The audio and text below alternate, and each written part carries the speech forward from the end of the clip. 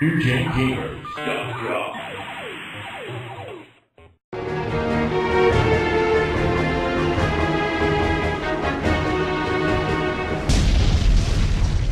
I like that, apparently.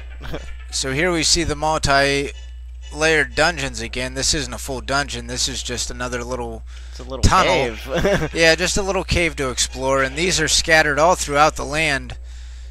You know, so there's not only the massive amount of large dungeons, there's these little things that can take a while to figure out. So there's constant puzzles everywhere, and there's mini quests, and just many different things for you to explore.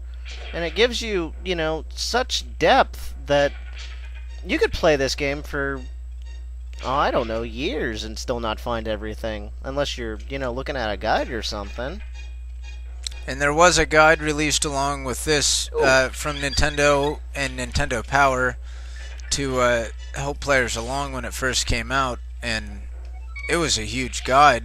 You know, there was a lot of stuff in it to cover everything. It's such a big game. Oh, now what? It's a lot of now what, too. Yeah.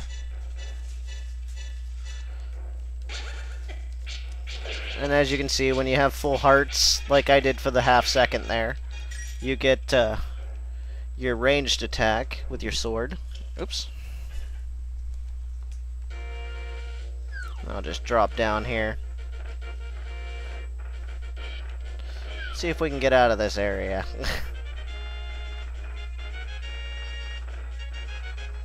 I seem to be stuck here.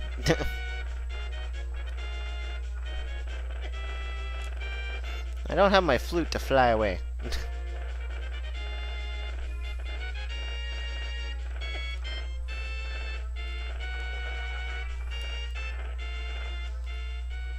Well, I think this is a pretty good look at this game.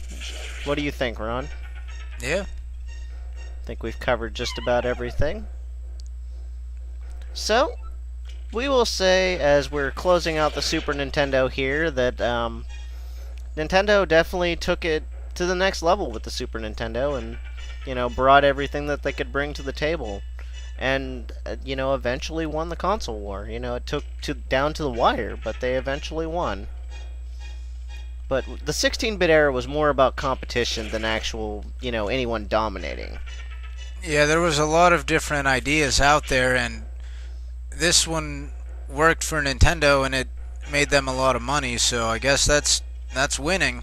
Yeah, if it came down to profit margin, Nintendo definitely won the console war. Yeah. Because Sega, unfortunately, just kept funneling the money into sometimes ill-fated projects. Yeah, the Super Nintendo ended up being a very profitable company. Okay, we've explored this cave 18 times now. I don't think you're going to get through it. You're in the Dark World, so you have to get through it somewhere else. Yeah.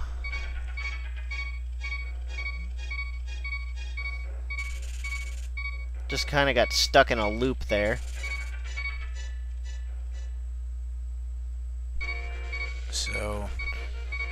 So, I would say, you know, remember your history or you're doomed to repeat it. But, you know, if you do things right, you're not gonna have any problems. Although Nintendo would end up having problems down Later the road on, because yes. At the end of this generation, everyone abandoned them. All these third parties that we looked at tonight went in other directions, and the company themselves had trouble getting a lot of hits out besides their major franchises, so they did forget their history. Yeah, in the positive way. Yeah, I guess it just was time. The industry changed, and if you don't change with the industry, you end up, you know, left behind. And they decided to go with cartridge and got left behind. Was their main mistake that generation. So, hope you enjoyed. We're out. No. Alrighty.